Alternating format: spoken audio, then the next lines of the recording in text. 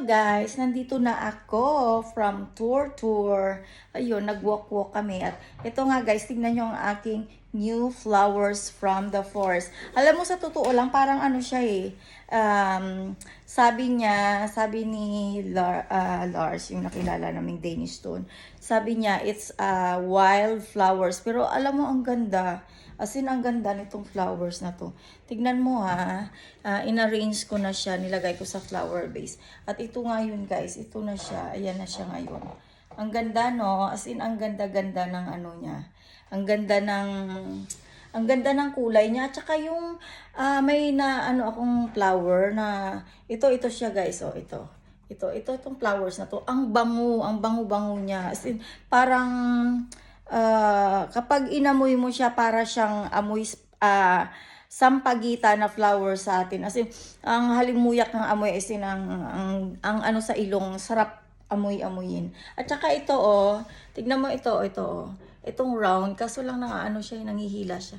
Alam mo siya. Itong round na to, ang ganda niya.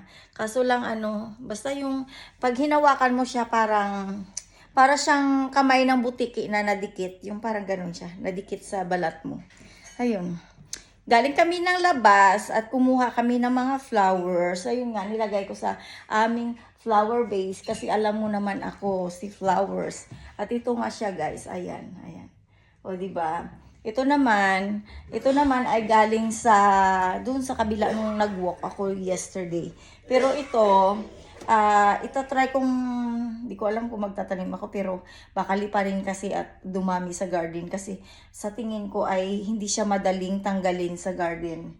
Kaya kailangan mong maging maingat. Pero ito, ang ganda niya, di ba? Ang ganda. Pinapatuyo ko yan guys, wala siyang water.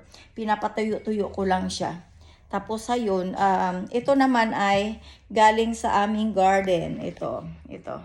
Ayan. Ayan, in-arrange ko. Ayan, galing yan sa aming garden. At ako ay maliligo muna kasi nga pinagpawisan.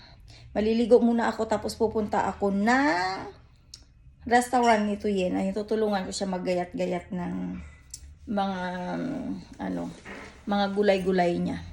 Ayun guys, salamat nga pala sa mga bago kong subscribers. Sana dumami pa at sana more blessings to come. At thank you so much sa inyo. God bless you all. Okay? Nandito na ako sa bahay.